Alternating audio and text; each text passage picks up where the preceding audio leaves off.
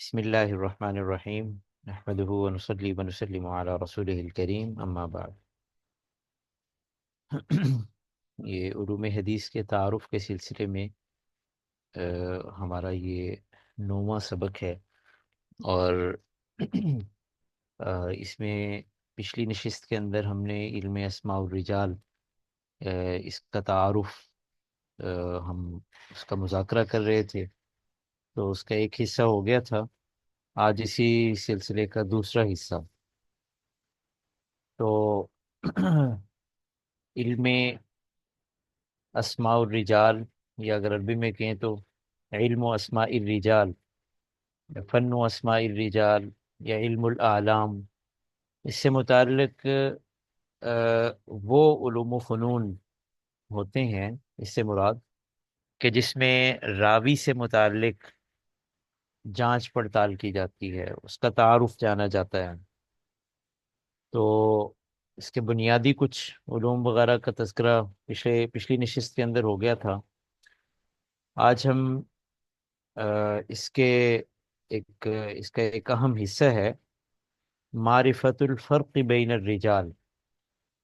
اس کو ایک الموضح بھی کہا جاتا ہے، ٹھیک ہے، کہ جس میں یہ والا جو حصہ ہے، آ، یعنی رجال کے تعارف کے حوالے سے یہ بہت اہم ہے، معرفت الفرق بین الرجال، اس لیے کہ عمومی طور پہ تو راویوں کے احوال حالات وغیرہ سے آگاہی ہو جاتی ہے، لیکن جہاں پر ابہام ذرا زیادہ ہوتا ہے یا وہاں غلط فہمی کا امکان زیادہ ہوتا ہے، اس حصے کو محدثین نے یا رجال پر کام کرنے والوں نے بطور خاص اس کے اوپر جو ہے وہ الگ سے اپنی یعنی مختلف قسم کی تحقیقات وغیرہ جو ہے وہ ان کو قلم بند کیا ہے، تاکہ یہ ہے کہ ابہام کی جگہوں پہ راویوں کے درمیان فرق اور ان کے درمیان شخصی امتیاز جو ہے وہ زیادہ نمایاں ہو سکے۔ اس کے بہت سے ذیلی شعبے ہیں، ذیلی موضوعات ہیں، جن میں سے ہر موضوع سے متعلق چھوٹے کتابچے یا بڑی کتابیں وہ الگ الگ محدثین نے لکھی ہیں، یا اعلام پہ جنہوں نے خصوصیت کے ساتھ کوئی لکھا ہے ان موضوعات پہ، انہوں نے اس کے ذیلی موضوعات پہ بطور خاص جو ہے وہ قلم اٹھایا ہے۔ یہ معرفت الفرق بین الرجال، یہ جو شعبہ ہے، اس کے تحت کئی طرح کے موضوعات ہیں۔ ایک بڑا موضوع جو ہے وہ مبہم کی پہچان کا ہے، ٹھیک ہے، اس کو معرفت المبہمات کہتے ہیں۔ بسا اوقات حدیث کی سند میں یا اس کے متن میں کہیں نہ کہیں کسی شخص سے متعلق وہ ابہام پایا جاتا ہے۔ یہ اگر تو یہ ابہام جو ہے وہ سند متن کے اندر ہے، پھر تو کوئی ایسا مسئلہ نہیں ہے، اور یہ عام طور پہ ظاہر سی بات ہے کہ حدیث کا حصہ ہوتا ہے۔ مثال کے طور پہ ایک کوئی صحابی یہ کہہ دیں کہ ایک شخص آیا، جاء رجل الی النبی صلی اللہ علیہ وسلم، ٹھیک ہے، وسأل یا وقال، ٹھیک ہے، کہ رسول اللہ صلی اللہ علیہ وسلم کی خدمت میں ایک شخص آیا، اس نے یہ سوال کیا، اب صلی اللہ علیہ وسلم نے یہ جواب دیا، یا اب صلی اللہ علیہ وسلم ہمارے یعنی ہم بیٹھے ہوئے تھے کہ اسی اسنا میں ایک شخص جو ہے وہ نمودار ہوا، ٹھیک ہے، یا یہ ہے کہ ایک شخص پر سے ہمارا گزر ہوا، یا آپ صلی اللہ علیہ وسلم نے ایک شخص کو بلایا، ٹھیک ہے نا، یعنی یہ اس شخص سے یا فلاں سے مراد کون ہے، یہ بھی اگرچہ ایک اہم حصہ ہے، اور اس پر بھی محدثین نے بڑی دلچسپی کے ساتھ اس کی تعیین کی کوشش کی ہے جہاں تک ممکن ہو سکا، ٹھیک ہے۔ بہت سی احادیث میں ہمیں مل جاتا ہے کہ یہاں پہ اس شخص سے مراد فلاں صحابی ہیں، یہاں پہ اس شخص سے مراد فلاں قبیلے کے سردار ہیں،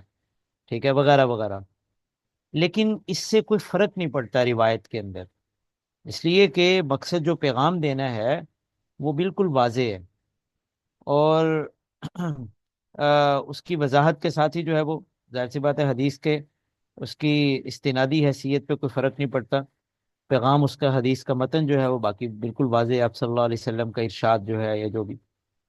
البتہ سند میں جو ابہام ہوتا ہے یہ اچھا خاصا اس سے مسائل پیدا ہوتے ہیں، اس لیے کہ بسا اوقات ایک راوی وہ روایت کرتے ہوئے اپنے شیخ کے بارے میں یوں کہہ دیتا ہے جس سے وہ روایت لی ہے کہ حدثنی رجل، ٹھیک ہے، یا سمعت رجلا، یا سمعت فلانا، ٹھیک ہے، یروی عن فلان، میں نے فلاں سے روایت کیے ہے جنہوں نے آگے فلاں سے روایت کیے ہے، یا اگر اس کا ثقہ ہونا بھی بیان کرے تو وہ یوں کر دیتا ہے حدثنی من اثق به، میں نے اس سے اس نے مجھے بیان کیے ہے جس کو میں ثقہ سمجھتا ہوں، ٹھیک ہے، یہ جس پر میں اعتبار کرتا ہوں وغیرہ، کوئی اس انداز سے یعنی اس کا نام نہیں ذکر کرتا، اس کی کنیت ذکر نہیں کرتا، لیکن وہ اجمالاً فلاں کے ذریعے سے یا رجل کے ذریعے سے یا امرأہ کے ذریعے سے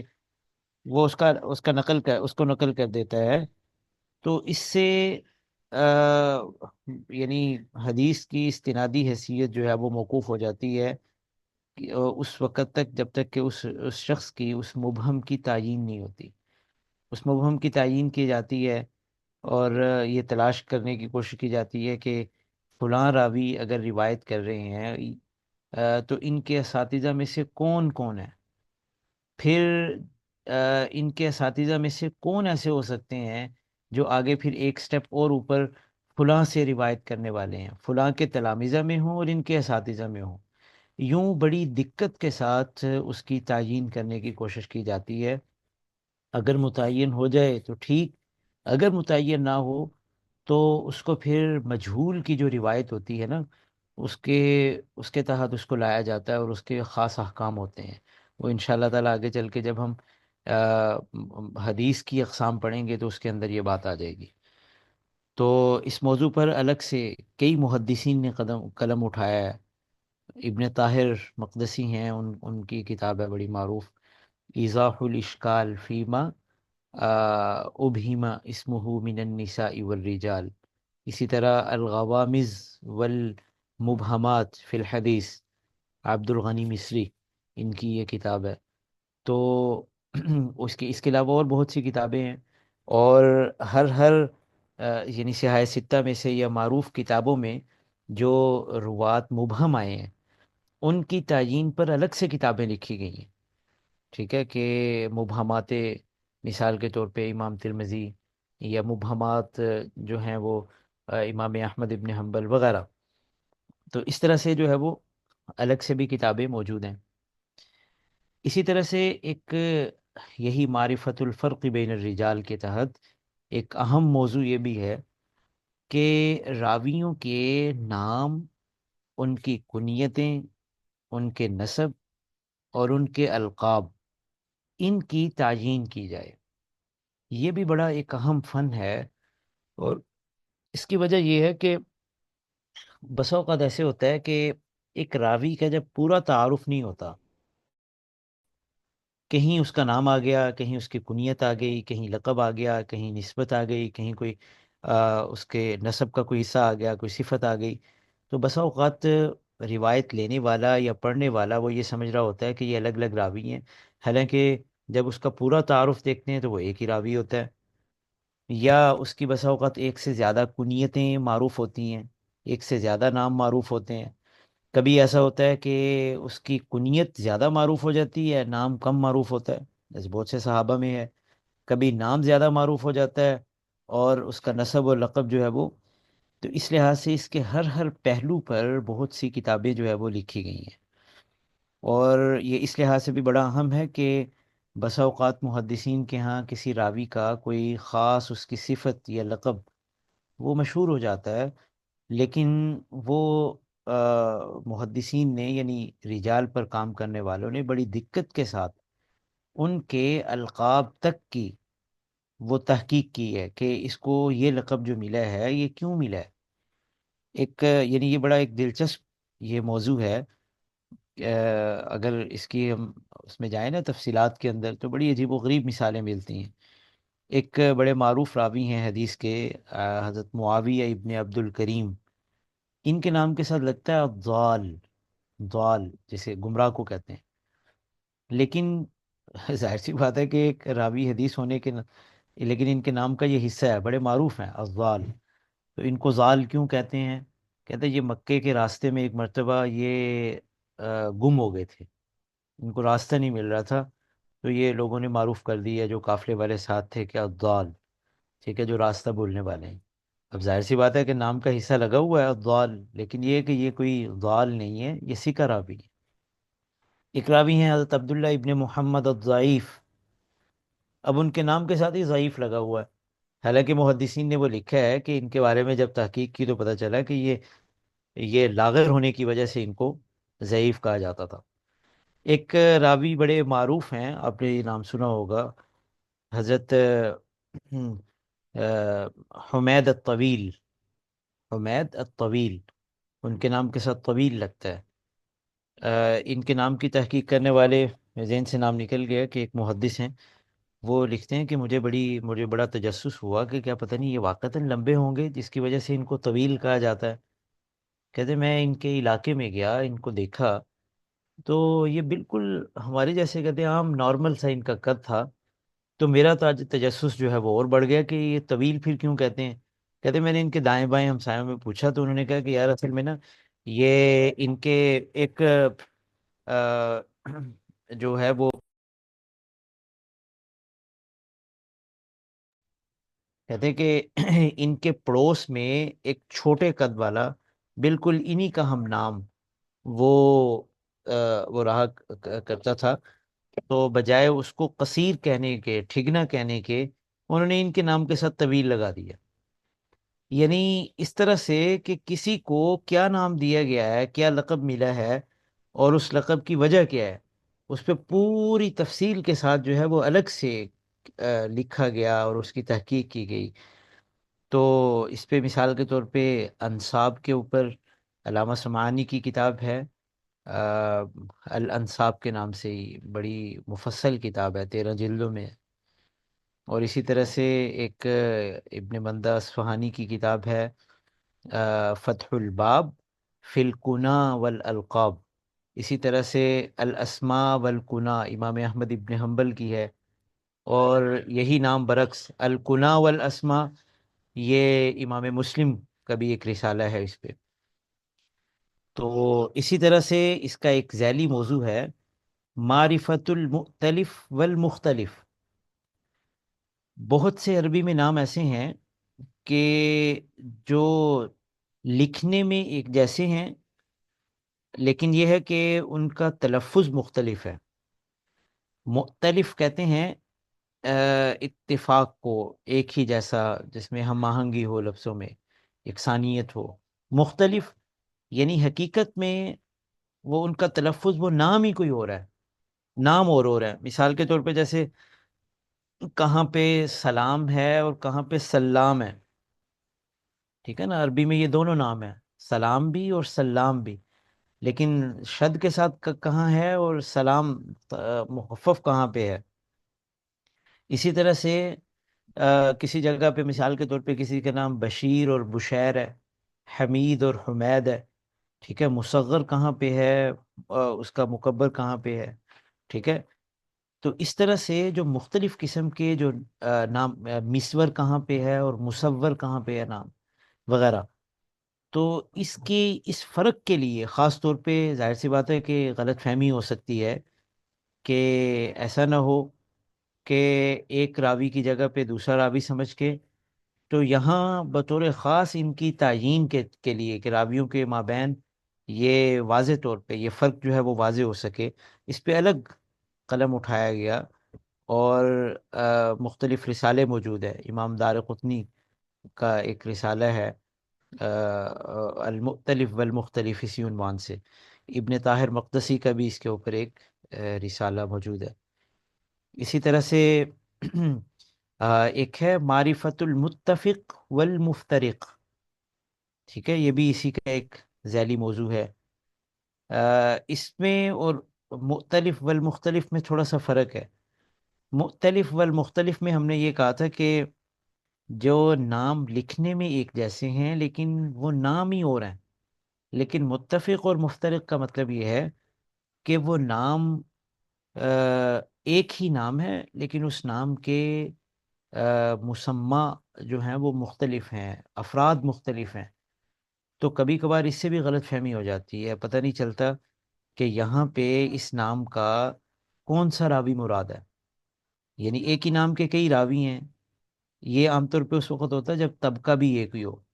اگر طبقہ الگ الگ ہے تو ظاہر سی بات ہے کہ وہ پھر تو فرق پتہ چل جائے گا کہ فلاں فلاں سے روایت کر رہا ہے تو لیکن اگر طبقہ بھی ایک ہی ہے تو پھر بڑی پرابلم ہوتی ہے. جیسے مثال کے طور پہ کوئی تابعی یہ کہیں کہ عن عبداللہ عن النبی صلی اللہ علیہ وسلم، حضرت عبداللہ یہ فرماتے ہیں کہ اب صلی اللہ علیہ وسلم نے یہ فرمایا. تو ظاہر سی بات ہے حضرت عبداللہ سے مراد کون ہے؟ ٹھیک ہے، حضرت عبداللہ ابن مسعود ہیں، حضرت عبداللہ ابن عباس ہیں، حضرت عبداللہ ابن زبیر ہیں، حضرت عبداللہ ابن عمر ہیں، حضرت عبداللہ ابن عمر ہیں. کون سے عبداللہ ہیں؟ ٹھیک ہے نا. تو یہ اسی طرح سے کوئی اگر تابعین میں سے، صغار تابعین میں سے یا تبع تابعین میں سے کوئی یہ کہتا ہے کہ عن سفیان عن فلان، ٹھیک ہے نا. تو حضرت سفیان سے مراد سفیان ثوری ہیں یا سفیان ابن عیینہ ہیں، یہ معلوم نہیں ہے. ٹھیک ہے نا. تو اس کا المتفق والمفترق کے عنوان سے کچھ کتابیں اور رسالے وغیرہ اس طرح سے لکھے گئے جس سے اس چیز کا جو ہے وہ امتیاز ہو سکے. خطیب بغدادی رحمہ اللہ تعالیٰ کا ایک رسالہ ہے اس موضوع پہ، وہ غالباً اسی عنوان سے ہے، معرفت المتفق والمفترق. یہاں ضمنی طور پہ کہ محدثین کے ہاں یعنی صحابہ میں سے نا یہ چار عبداللہ بڑے معروف ہیں. بعض ان کو پانچ عبداللہ کے نام سے بیان کرتے ہیں، عبادلہ اربع یا عبادلہ خمسہ. عبادلہ عبداللہ کی جمع ہے. ٹھیک ہے نا. یعنی یہ حضرت عبداللہ ان میں سے سب سے بڑے ہیں عمر کے لحاظ سے بھی. حضرت عبداللہ ابن مسعود رضی اللہ تعالیٰ عنہ، حضرت عبداللہ ابن عمر، حضرت عبداللہ ابن عمر، حضرت عبداللہ ابن عباس، حضرت عبداللہ ابن زبیر. اگر یہ حضرت عبداللہ ابن زبیر کو شامل کریں تو عبادلہ خمسہ، ان کو نکال دیں تو عبادلہ اربع. اسی طرح سے کئی اور نام ہیں کہ اور بھی تھے صحابہ حضرت عبداللہ کے نام سے. عبداللہ ابن ابئی کے ایک بیٹے تھے، وہ صحابی تھے، حضرت عبداللہ ابن ابئی، وہ بھی ہیں. حضرت عبداللہ ابن زید ابن عبد ربی، وہ بھی ہیں. اور بھی کئی عبداللہ تھے لیکن یہ پانچ زیادہ معروف ہیں. اچھا جی، اسی طرح سے ایک اس کا ذیلی موضوع یہ بھی ہے، بہت سے راوی ایسے ہیں جن سے آگے روایت کرنے والے صرف ایک ہی ہیں. یعنی ان سے یعنی حدیث روایت کرنے والے ایک سے زیادہ نہیں ہیں. یعنی جب ان کا ڈیٹا اکٹھا کیا گیا تو ان کے شاگردوں میں کسی ایک ہی شاگرد کا نام آتا ہے، مزید نہیں. یا تو انہوں نے بیان نہیں کیا یا پھر آگے رپورٹ نہیں ہو سکا مزید. ٹھیک ہے. ایک شاگرد جو ہے وہ بہرحال ان کے وہ، اور وہ اچھے خاصے معروف اور ثقہ ہیں. تو جن سے کسی ایک نے ہی روایت کیا ہے، ایک سے زیادہ نے روایت نہیں کیا، اس کو کہتے ہیں واحد. ٹھیک ہے نا. اسی کی جمع وحدان. تو وحدان کے یعنی ان کی ایک الگ سے فہارست تیار کی گئی کہ صحابہ میں سے وحدان کون ہیں، ٹھیک ہے، تابعین میں سے کون کون سے ہیں، تبع تابعین میں سے کون سے ہیں، یا مختلف شیوخ کے، مختلف ائمہ حدیث کے وحدان کون کون سے ہیں. مثال کے طور پہ مثلا صحابہ میں ایک صحابی ہیں حضرت مسیب ابن حزن. ٹھیک ہے. یہ حضرت ہے نا آ، سعید ابن مسیب ان کے والد ہیں. تو حضرت مسیب سے ان کے صرف بیٹے حضرت سعید روایت کرتے ہیں اور کوئی بھی ان سے روایت نہیں کرتا. تو حضرت مسیب سے روایت کرنے والے صرف ایک ہی ہیں. اسی طرح ابو لیلہ الانصاری ایک صحابی ہیں، یہ ان سے ان کے بیٹے معروف تابعی حضرت عبد الرحمن ابن ابی لیلہ، ٹھیک ہے نا، وہ روایت کرتے ہیں، ان کے علاوہ کوئی اور نہیں روایت کرتا۔ تابعین میں مطلب 20 سے زیادہ تابعین ایسے ہیں جن سے صرف میں امام زہری روایت کرتے ہیں، امام زہری کے علاوہ اور کوئی ان سے روایت نہیں کرتا۔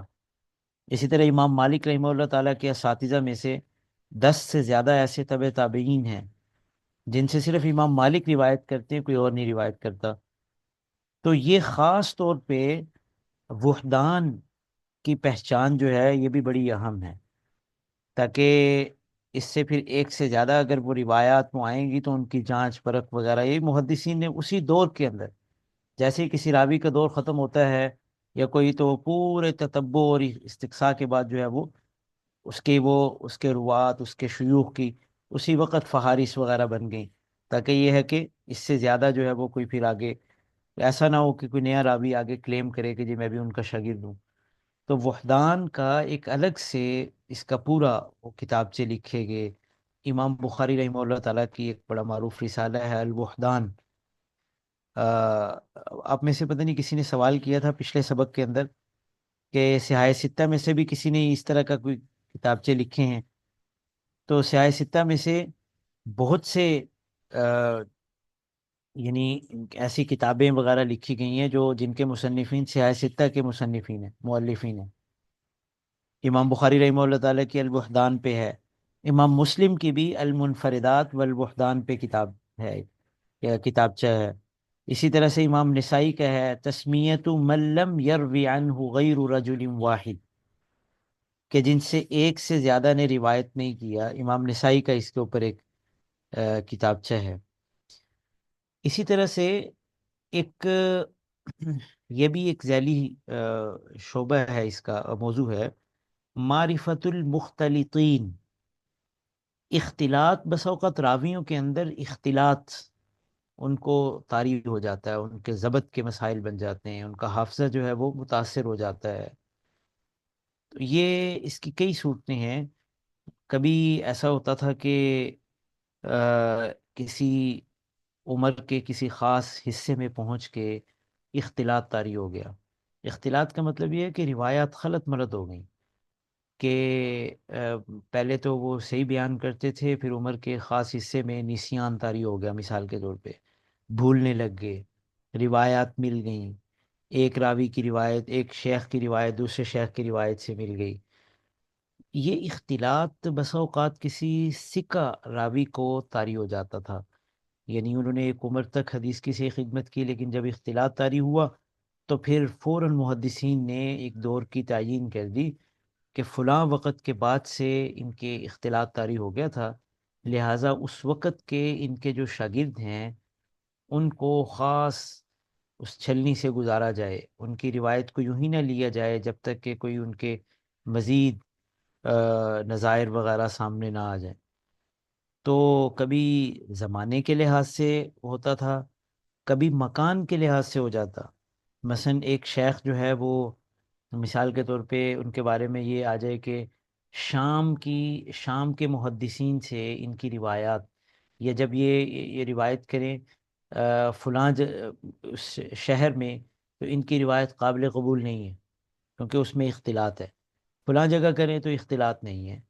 اور اس کے پیچھے وجہ کوئی ایسی ہی ہوتی تھی کہ ایک جگہ پہ ان کے پاس مثال کے طور پہ ان کے لکھی ہوئی کتابیں، صحیفے وغیرہ موجود ہوتے تھے، دوسری جگہ موجود نہیں ہے، تو اس وجہ سے جو ہے وہ ضبط کے اندر کمی، یا بسا اوقات اپنے اختصاص سے ہٹ کے اگر کوئی راوی کسی اور موضوع کی روایت کرے تو یہ بھی بسا اوقات جو ہے وہ ایک اختلاط کا سبب بن جاتی۔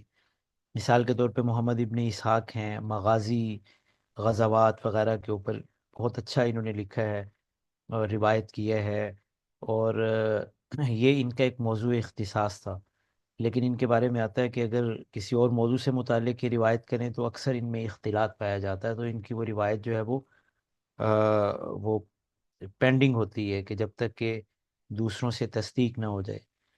امام عاصم جن کی قرات ہم پڑھتے ہیں، یہ بھی حدیث کے ایک بڑے راوی ہیں۔ ہم پڑھتے ہیں نا قرات صبا کے اندر امام عاصم جن کے آگے راوی بروایت شعبہ اور بروایت حفص، ٹھیک ہے نا. تو یہ امام عاصم جو ہیں یہ ان کی یہ قراءات، ان کا ایک اختصاص تھا. محدثین نے تصریح کی ہے کہ قراءات میں یہ حجت ہے، لیکن یہ ہے کہ اگر یہ اس موضوع سے ہٹ کے کوئی روایت کریں فقہ کے مسائل کے حوالے سے یا کوئی اور، تو ان کی روایت جو ہے وہ قابل تحقیق ہوگی، کیونکہ ان کو کبھی کبھار جو ہے وہ وہم طاری ہو جاتا تھا، تو اختلاط کی وجہ سے ان کی روایت کو چیک کیا جائے گا. تو یعنی اختلاط کی کئی صورتیں ہو سکتی ہیں. تو اس پہ بڑی دقت کے ساتھ محدثین نے ایک ایک راوی، یعنی جو راوی ثقہ ہے حجت ہے، اس کا صرف حجت ہو جانا یہ کافی نہیں ہے، جب تک کہ اس کی آخری عمر تک اس کو پورا دیکھا جاتا ہے کہ روایات کے اندر اختلاط یا اضطراب تو نہیں ہے. اگر ہو تو وہیں پہ وہ کٹ لگ جاتا ہے کہ اس عمر کے بعد سے ان کی روایات جو ہیں وہ اس کے اندر اختلاط ہے، لہٰذا اس وقت جو ان سے فیض حاصل کرنے والے ہیں ان کی روایت قبول نہیں کی جائے گی. اسی طرح سے اچھا اس موضوع پر بھی بعضوں نے بڑا اچھا وہ کتابچے اور رسالے وغیرہ لکھے ہیں. ابن کیال کی کتاب ہے الکواکب النیرات. اسی طرح سے سبت ابن العجمی ایک معروف شافعی فقی بھی ہیں اور محدث بھی ہیں، ان کی کتاب ہے ال ال الارتباط بمعرفتی من رمی بالاختلاط. اچھا اسی طرح سے ایک اسی کا ایک ذیلی آپ موضوع کہہ لیجئے، تدلیس. تدلیس جو ہے یہ ایک عیب ہے سند کا. یہ دلس، دلس کہتے ہیں تاریکی کو، تاریکی کو دلس کہا جاتا ہے. یعنی تاریکی کی وجہ سے جیسے کچھ چیزیں چھپ جاتی ہیں، اسی طرح سے اہ، راویوں کے عیب کو بسا اوقات کوئی راوی چھپا لیتا تھا. مثلا اپنے شیخ کے عیب کو چھپا لیا. تو کسی راوی کو سند کے اندر چھپا لینا، اس کے صفات کو، اس کے عیب کو، اس کے نام کو کسی بھی انداز سے چھپا لینے کا نام تدلیس ہوتا تھا. ایسے راوی کو، ایسے بیان کرنے والے کو کہا جاتا تھا مدلس.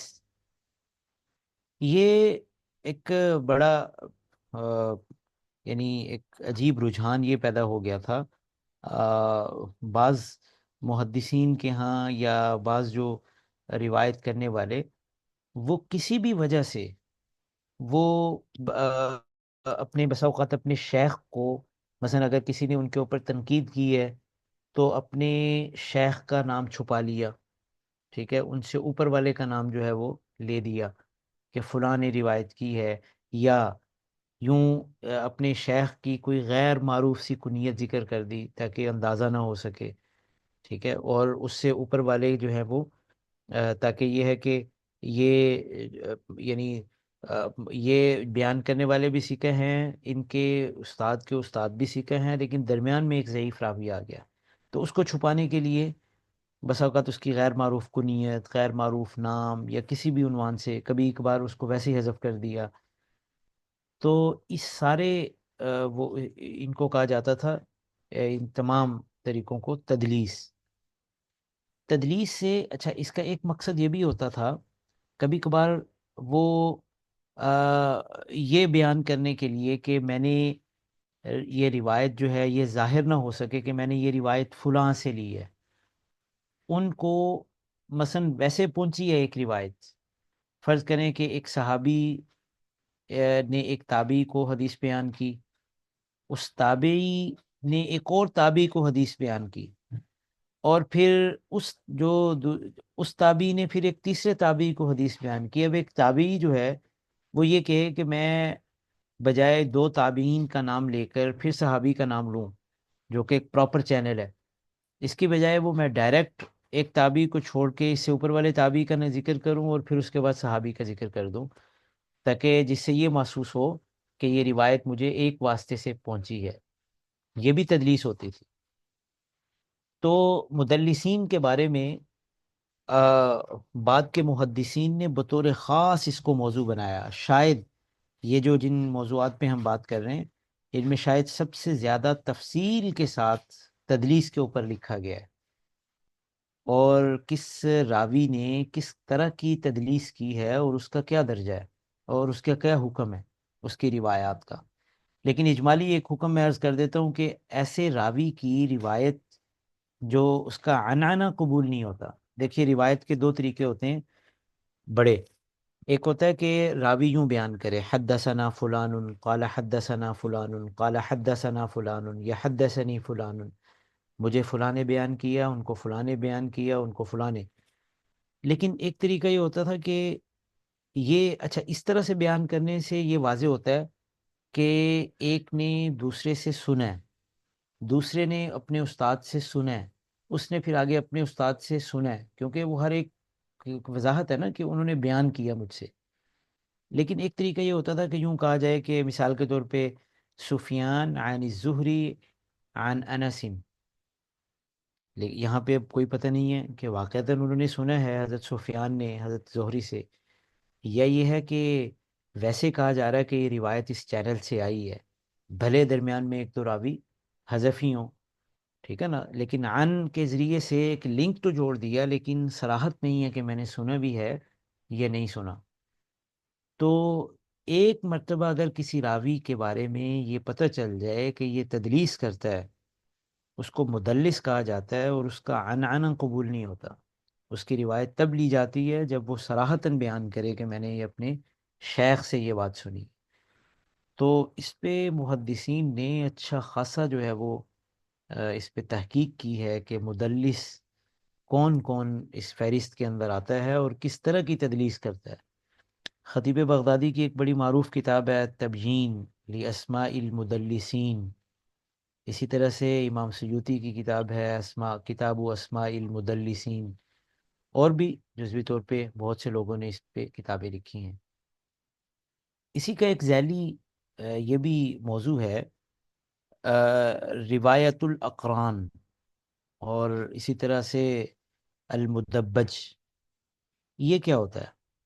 بسا اوقات ہم عصر ایک ہی طبقے کے لوگ یا ایک ہی عمر کے جو لوگ ہیں، جس سے یہ ظاہر ہو کہ یہ ایک جنریشن کے ہیں، وہ بسا اوقات ایک دوسرے سے روایت کیا کرتے تھے، تو اس کو ہم کہتے ہیں روایت الاقران۔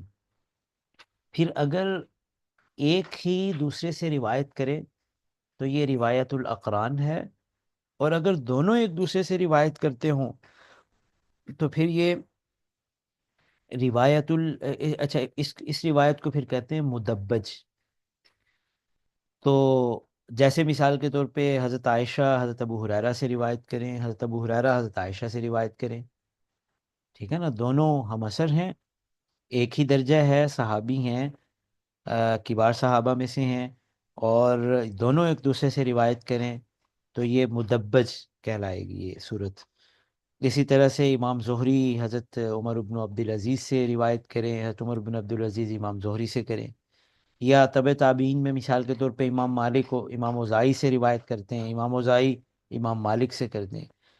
تو اگر دو طرفہ روایت ہو تو یہ مدبج کہلاتی ہے، اور اگر ہم عصر ایک دوسرے سے روایت کر رہے ہوں یک طرفہ، ایک تو دوسرے سے کر رہا دوسرا ان سے نہیں کر رہا، تو اس کو ہم روایت الاقران کہتے ہیں۔ تو اس کو بھی پہچاننا جو ہے وہ ضروری ہوتا ہے تاکہ یہ پتہ چل سکے، کسی کو یہ غلط فہمی نہ ہو کہ یہ تو ہم عصر ہیں، یہ راوی کی بجائے یا عن کی بجائے واو ہوگا۔ مثال کے طور پہ اگر یہ ہو مثلا عن ابی ہریرہ عن عائشہ عن النبی صلی اللہ علیہ وسلم، تو کوئی یہ نہ کہ حضرت عائشہ اور حضرت ابو ہریرہ دونوں صحابی ہیں، تو یوں ہوگا عن ابی ہریرہ و عائشہ، ٹھیک ہے، عن النبی صلی اللہ علیہ وسلم، وہ عن کو واو سمجھ لے۔ تو اس کی بجائے اگر وہ پتہ ہوگا کہ فلاں فلاں روایت میں ایک نے دوسرے سے روایت کی ہے اور انہوں نے اس سے بھی کی ہے، تو اس فرق کی وجہ سے وہ سلسلہ جو اسناد ہے اس کی تحقیق ہو سکے گی۔ اس پہ المدبج کے عنوان سے امام دارقطنی رحمہ اللہ تعالیٰ کی ایک کتابچہ ان کا موجود ہے. اسی طرح سے روایت الاقران، امام اصفہانی کی کتاب ایک ہے روایت الاقران. اچھا، اسی طرح ایک ذیلی اس کا موضوع یہ بھی ہے کہ بھائیوں یا بہنوں کے جہاں پہ یعنی وہ سارے ہی محدث یا محدثین ہوں، روات ہوں، تو ان کی بھی پہچان ضروری ہے. یہ اس موضوع پہ بھی الگ سے قدم اٹھایا گیا ہے. اس کی وجہ یہ ہے کہ بسا اوقات ایسے ہوتا ہے کہ باپ کا نام ایک ہوتا ہے اور نیچے جو ہیں وہ دو نام مختلف ہیں. تو اس کے بارے میں شبہ ہو سکتا ہے کہ یہ آیا دونوں بھائی ہیں یا دونوں کے والد الگ الگ ہیں لیکن نام ایک ہے. اس سے اچھی خاصی غلط فہمی پیدا ہو جاتی ہے. ٹھیک ہے، مثال کے طور پہ دو تابعین ہیں اور بڑے اپنا معروف ہیں، دونوں ہی معروف ہیں، حضرت عبداللہ ابن دینار اور ایک حضرت عمرو ابن دینار. دونوں کے والد صاحب کا نام دینار ہے لیکن دو الگ الگ ہیں. تو یہ باپ کے نام کا تو اشتراک ہے لیکن باپ الگ الگ ہیں، یہ دونوں بھائی نہیں ہیں. اس لحاظ سے جو جو بھائی ہیں ان کو الگ سے بھی جمع کر دیا گیا. ٹھیک ہے، مثال کے طور پہ یہ حضرت عمر ابن خطاب، حضرت زید ابن خطاب، ٹھیک ہے نا، یہ دونوں حضرت خطاب کے دونوں بیٹے، ٹھیک ہے نا، یہ دونوں بھائی ہیں. اسی طرح ابو طالب کی اولاد میں حضرت جعفر، حضرت علی، حضرت عقیل، ٹھیک ہے نا، یہ تینوں بھائی ہیں. ٹھیک ہے نا، طالب جو تھے وہ تو پہلے ہی فوت ہو گئے تھے. اسی طرح سے ایک مقرن، بنو مقرن جو ہیں، ٹھیک ہے نا، وہ صحابہ میں سے، یہ بڑی ایک عجیب بات یہ پتہ چلی کہ یہ سات ان کے بیٹے تھے، مقرن کے سات بیٹے تھے اور سات کے ساتھ ہی صحابہ ہیں اور ساتوں نے ہجرت کی ہے.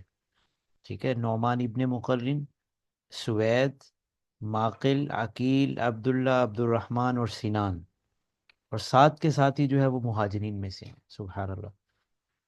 تو اس طرح سے الاخوہ والاخوات کے اوپر الگ سے بھی لکھا گیا کہ کون کون سے ایسے راوی ہیں، ایسے محدثین ہیں، ایسے بیان کرنے والے ہیں کہ جو جن کا آپس کا تعلق بھائی کا ہے.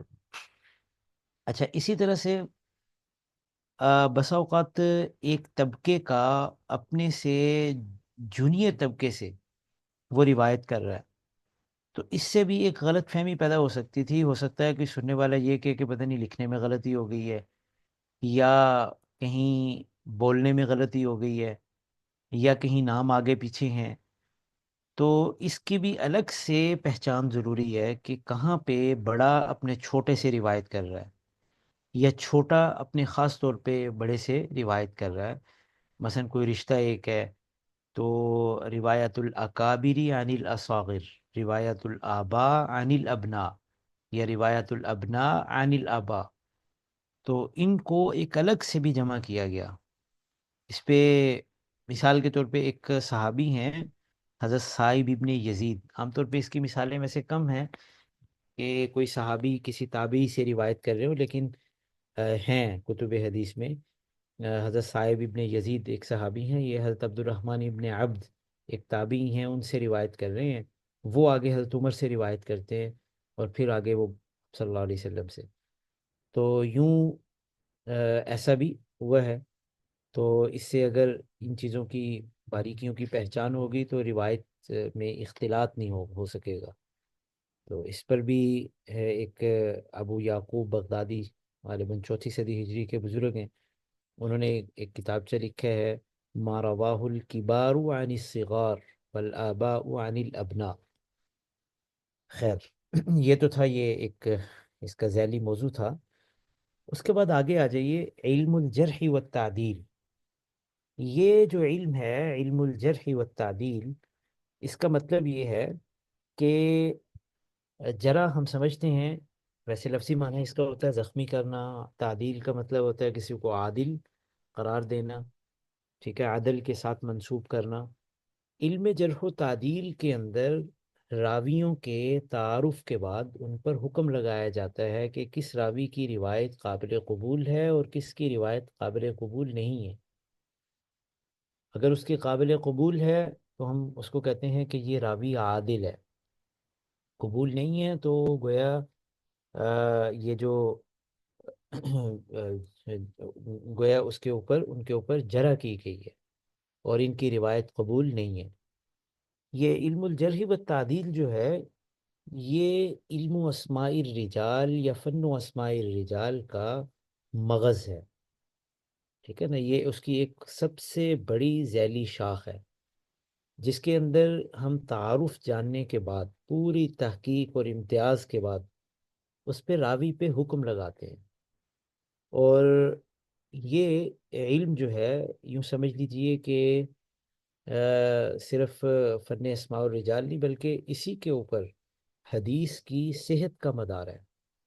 اس لیے جرح و تعدیل کے فن کی غیر معمولی اہمیت ہے، اور جس قدر اس کی اہمیت ہے اسی قدر محدثین نے بڑی دیانت کے ساتھ، بڑی گہرائی کے ساتھ، بڑی دقت کے ساتھ جو ہے وہ اس چیز کا اہتمام کیا، اور قرآن پاک کے اس حکم کو دیکھتے ہوئے کہ یا ایہا الذین آمنوا ان جاءکم فاسق بنبأ فتبینوا، کہ خوب تحقیق کر لیا کرو، چنانچہ ایسی تحقیق کے تحقیق کا حق ادا کر دیا کہ کون سا راوی کس درجے کا ہے۔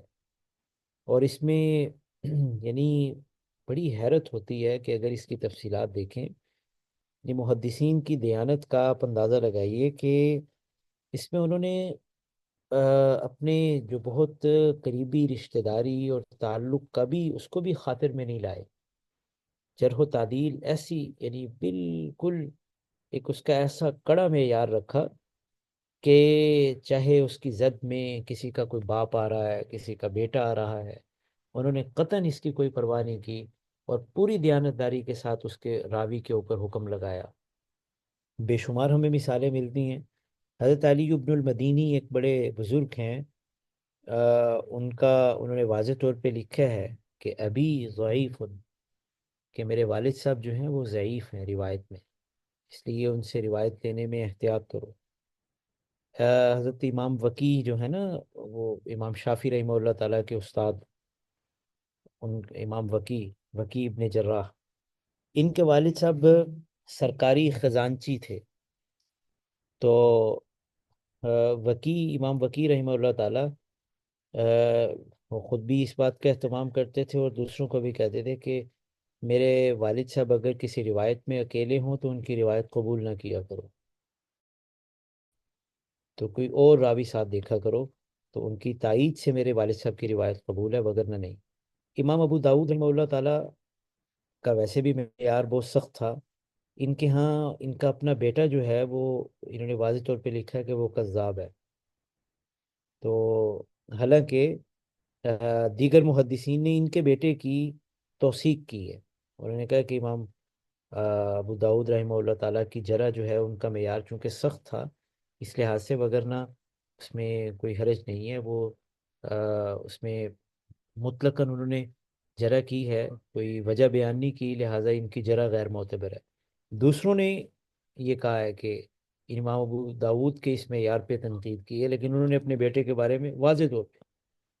اچھا، اسی طرح سے مثلا امام زاہبی کی یعنی یہ رائے ہے کہ ان کا بیٹا ثقہ ہے۔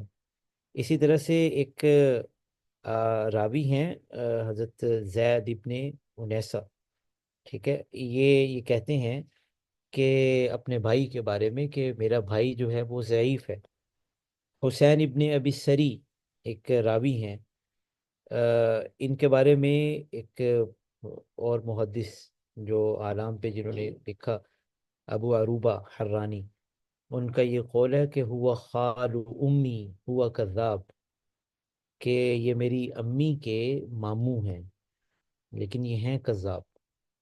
یعنی آپ حیران ہو جائیں گے کہ کس طرح سے اپنے تعلقات، اپنے علائق، رشتہ داریاں اور ان چیزوں کو بالکل خاطر میں نہ لاتے ہوئے واضح طور پہ انہوں نے ایک پیمانے کے اوپر جو ہے وہ جانچ پرکھ کرتے ہوئے پوری دیانتداری کے ساتھ یہ حکم لکھا۔ جرح و تعدیل میں اصل میں بنیادی طور پہ دو چیزیں ہوتی ہیں، ٹھیک ہے؟ ایک ہے عدل اور ایک ہے ضبط۔ یہ دو چیزیں دیکھی جاتی ہیں، ایک ایک عدل اور ایک ضبط۔ عدل سے مراد شخصی کردار ہوتا ہے، یعنی کردار کو راوی کی روایت سے ہم الگ نہیں کر سکتے۔ ایسا نہیں ہے کہ بس یہ کہ ہم یہ کہیں کہ جی اس کی روایت لے لو، باقی اس کا کردار جیسا بھی ہے کہ وہ تو محض ایک ڈاکیہ ہے یا وہ تو بات ایک پہنچا رہا ہے۔ نہیں، ایسا نہیں ہے۔ جو بات پہنچا رہا ہے اس کا کردار کیسا ہے، وہ پورے طور پہ اس کی بات اس سے متعلق ہوگی۔ تو شخصی کردار کے اندر تین چار چیزیں آ جاتی ہیں۔ نمبر ایک، وہ مسلمان ہو، ٹھیک ہے، وہ عاقل ہو، عقل مند ہو، اور اسی طرح سے وہ اپنا گناہ کبیرہ سے یا اعلانیہ گناہ کرنے سے وہ بچتا ہو، یعنی فسق اختیار نہ کرتا ہو، اور اسی طرح خلاف مروت جو کام ہے، ٹھیک ہے، جس سے انسان کی بے توقیری ہوتی ہے، اگرچہ وہ گناہ نہ بھی ہوں، ٹھیک ہے، وہ ان سے جن چیزوں کو اچھا نہیں سمجھا جاتا ان سے بھی باز رہتا ہو۔ اس طرح کے یہ چار پانچ یہ چیزیں جو ہیں یہ اس کے عدل کے اندر شامل ہیں۔ اور ضبط کا کیا مطلب ہے؟ کہ اس کا حافظہ بڑا مضبوط ہو، حافظے کے اندر وہ بہت پختہ ہو۔ یہ دو بنیادی اس کے جو ہے وہ اوصاف ہیں جن کے ارد گرد جو یہ جو عدل کا لفظ ہے نا، یہ تو قرآن پاک سے لیا گیا ہے نا، وَشِدُوا ذَوَيْ عَدْلٍ، ٹھیک ہے نا؟ ایک قرآن پاک میں دو تین جگہوں پہ اس کا ذکر آتا ہے، ذَوَا عَدْلٍ، ذَوَيْ عَدْلٍ۔ تو اسی سے یہ لفظ نکلا ہے، اور اس سے مراد یہ یعنی ضبط اور اسی طرح اس کا شخصی کردار۔ جرح و تعدیل کو قبول کرنے کے حوالے سے کیا معیارات ہیں محدثین کے؟ اس میں دو چیزیں اہم ہیں۔ نمبر ایک تو محدثین جب بھی جرح و تعدیل کرتے ہیں تو ان کے کچھ صیغہ جات ہیں، جن لفظوں کے ذریعے سے جرح کرتے ہیں یا جن لفظوں کے ذریعے سے تعدیل کرتے ہیں، کیا کس قسم کا لفظ انہوں نے بولا ہے۔ اور نمبر دو، جرح و تعدیل کرنے والے جو بزرگ ہیں وہ کون ہیں، ان کا تعلق جو ہے وہ کس کیٹیگری سے ہے۔ تو یہ دونوں چیزیں مل کر کسی کے بارے میں فیصلہ کرتی ہیں کہ جرح و تعدیل میں اس کے اوپر کیا حکم لگایا جائے۔ سب سے پہلے یہ جو چیز ہے کہ صیغہ جات، اس میں جو جس کے ذریعے سے توثیق کی جاتی ہے نا، اس میں سب سے پہلا درجہ یہ ہوتا ہے کہ کوئی محدث کسی کے بارے میں افعال التفضیل کے صیغے کے ساتھ بیان کرے۔ بلکہ سب سے پہلا درجہ تو صحابیت کا ہے، ٹھیک ہے نا؟ اگر کوئی کہہ دے کسی کے بارے میں کہ فلاں صحابی ہے، عادل ہے، اور یہ تعدیل کا سب سے اونچا معیار ہے صحابی ہونا۔ اس کے بعد یہ ہے کہ افعال التفضیل کے صیغے کے ساتھ، مثلا یوں کہا جائے کہ ہوا اعدل الناس، ٹھیک ہے، ہوا اوثق الناس، وغیرہ وغیرہ۔ تو یہ اس کو بلند ترین معیار سمجھا جاتا ہے۔ اس کے بعد یہ ہے کہ کوئی لفظوں کو، صفات کو مکرر ادا کرے، مثلا مبالغے کے طور پہ، جیسے وہ یہ کہا جائے مالک ہوا ثقۃ ثبت، ثبت، یا ثقۃ ثقۃ، ٹھیک ہے نا؟ یعنی دو دفعہ کہہ دیا سکہ سکہ، یعنی مطلب یہ ہے کہ بہت ہی زیادہ ثقہ ہے۔ پھر تیسرا درجہ یہ ہے کہ ایک ہی دفعہ کہا جائے کوئی لفظ، صرف یہ کہہ دیا جائے ثقۃ، یا یہ کہہ دیا جائے ثبت، یا متقن، وغیرہ۔ پھر اس کے بعد اگلا درجہ یہ ہے کہ کوئی اس طرح کا لفظ بولا جائے جس میں آپ تعریف تو نہ کر رہے ہو لیکن کسی عیب سے بھی ان کو، مثال کے طور پہ کہ آپ یوں کہہ دیں کہ لا بأس بھی، جیسے ہم کہتے ہیں نا ناٹ بیڈ، ٹھیک ہے نا، لا بأس بھی، لا حرج، ٹھیک ہے نا، کہ کوئی اس میں بظاہر کوئی ایسا مسئلہ نہیں ہے، کوئی آپ نے تعریف بھی نہیں کی، لیکن ان سے عیب کو بھی آپ نے دور کر دیا. یہ تعدیل کا سب سے آخری درجہ ہوتا ہے. پھر اس کے بعد آگے تضعیف شروع ہو جاتی ہے، یعنی اس کے اوپر جرح شروع ہو جاتی ہے. پھر جرح میں بھی سب سے ہلکا درجہ یہ ہوتا ہے کہ یوں بس کہہ دیا جائے فی ضعف، فی مقال. ٹھیک ہے نا. اور اس کے بعد پھر اس سے اوپر والا درجہ یہ ہوتا ہے کہ یوں کہہ دیا جائے ضعیف. فی ضعف یہ اور بات ہے، اور ضعیف کہنا یہ اس سے زیادہ شدید ہے. ٹھیک ہے نا. یعنی ضعف کا مطلب تو یہ ہے کہ ہلکا پھلکا ضعف موجود ہے، اور ضعیف کا مطلب یہ کہ وہ بندہ ضعیف ہے. اور اسی طرح پھر اس کے بعد اگلا درجہ یہ ہے کہ یوں کہہ دیا جائے منکر الحدیث.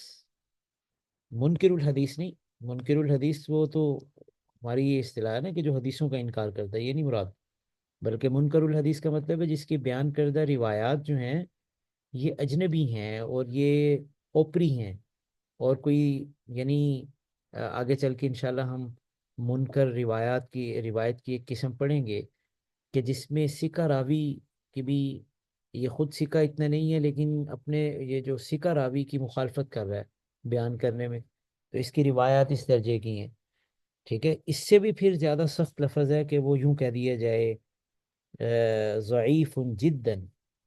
اور اس سے بھی زیادہ سخت ہے کہ یوں کہا جائے متہم بالکذب، کہ جھوٹ کی تہمت ہے ان کے اوپر، جھوٹ بولنے کی. اور سب سے زیادہ سخت وہ یہ ہے کہ براہ راست یوں کہہ دیا جائے الکذاب، الوضاع وغیرہ.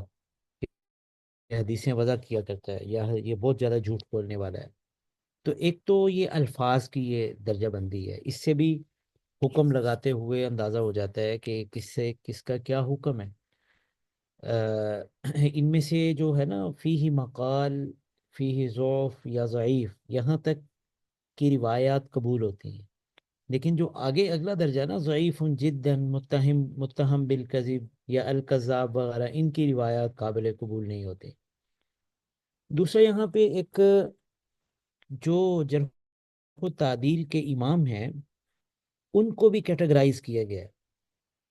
ٹھیک ہے. اس میں بعضوں کا انداز جو ہے وہ بہت شدت والا ہے. وہ اگر معمولی سی کسی بات پہ وہ جرح کر دیتے ہیں، لیکن وہ کسی کو ثقہ قرار دینے میں انتہائی سخت واقع ہوئے ہیں. ٹھیک ہے نا. جیسے مثال کے طور پہ ان کو متشدد کہا جاتا ہے، کہ بہت زیادہ سخت ہے ان کا کرائیٹیریا. مثال کے طور پہ امام یحییٰ ابن معین ہیں، امام نسائی ہیں، امام ابو حاتم رازی ہیں. ٹھیک ہے نا. ان کو جرح کے اندر متشدد کہا جاتا ہے.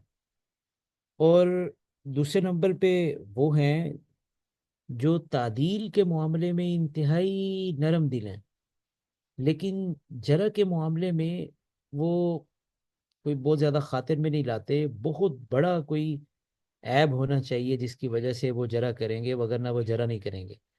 جیسے امام ترمذی ہیں، امام حاکم ہیں، امام بیہقی ہیں. ان کو متساہل کہا جاتا ہے. لیکن یعنی نہ متشدد کا قول دیکھا جاتا ہے نہ متساہل کا. یعنی ان کے بین بین دیکھا جاتا ہے. بہت سے حضرات ایسے ہیں جیسے امام بخاری، امام احمد بن حنبل، امام ابو زرع، یہ معتدل ہیں. تو یا تو ان کا لیا جائے وہ ان کا انداز، یا پھر اس کے لیے ایک کرائیٹیریا ہوتا ہے کہ اگر کوئی بغیر کوئی وجہ بتائے جرح کرے، اگر تو وہ متشدد ہے تو اس کی جرح قبول نہیں ہے. ٹھیک ہے. اس کی تعدیل قبول ہے. ہاں اس کی جرح تب قبول ہے جب کوئی وجہ بھی بتائے کہ میں اس پہ جرح اس لیے کر رہا ہوں کہ یہ وجہ ہے. لیکن جو متساہل ہے اس کی تعدیل قبول نہیں کی جاتی جب تک کہ تعدیل کی کوئی نہ کوئی وجہ ساتھ نہ بیان کرے. ٹھیک ہے نا. ان کی البتہ جرح قبول کر لی جائے گی وہ بغیر کسی وجہ کے بھی. اگر امام ترمذی کسی کو کہہ دے نا یہ ضعیف ہے، تو اس کا مطلب ہے وہ واقعتاً ضعیف ہے. کہ اگر امام ترمذی بھی کہہ رہے ہیں نا کسی کو ضعیف، تو پھر وہ ضعیف ہی ہے.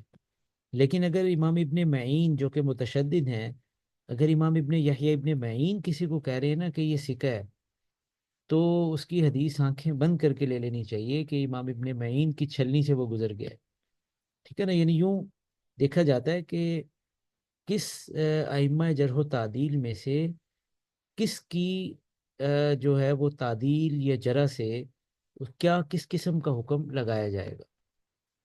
تو اس طرح سے ان کو بھی یعنی ائمہ جرح و تعدیل کو بھی یوں کیٹیگرائز کیا گیا ہے۔ جرح و تعدیل پر بھی کئی کتابیں ہیں جو خاص طور پہ ان میں وہ جو تاریخ کے پیچھے کتابیں ہم نے پڑھی ہیں وہ ساری بھی اس میں ظاہر ہے کہ شامل ہیں براہ راست، ٹھیک ہے؟ اور اس کے اندر جرح و تعدیل پہ الگ سے کتابیں لکھی گئی ہیں، اور جرح میں الگ سے کتابیں لکھی گئی ہیں۔ تعدیل میں مثال کے طور پہ کتاب الثقات ہے ابو حاتم کی، سیر اعلام النبلاء ہے امام ذہبی کی، اور جرح کے اوپر وہ الضعفاء والمتروکین امام نسائی کی ہے، امام بخاری کی ہے الضعفاء کے نام سے، اور ایک بہت بڑی کتاب ہے ابن عدی کی الکامل فی الضعفاء، کئی جلدوں میں ہے یہ۔ اسی طرح امام ذہبی کی 4 جلدوں میں ہے ایک میزان الاعتدال، یہ بڑی معروف ہے۔ حافظ ابن حجر نے اسی کے اوپر کچھ اضافہ کر کے لسان المیزان لکھی ہے۔ یہ امام ذہبی کی میزان الاعتدال جو ہے یہ اسی کی ایک طرح کا اضافہ ہے، لسان المیزان۔ تو یہ 8 جلدوں کے اندر ہے۔ یوں یہ چند ایک معروف کتابیں جو جرح و تعدیل پہ تھیں۔ یہ تھا جی آج کا سبق۔ سبحانک اللہم و بحمدک اشہد ان لا الہ الا انت استغفرک و اتوب الیک۔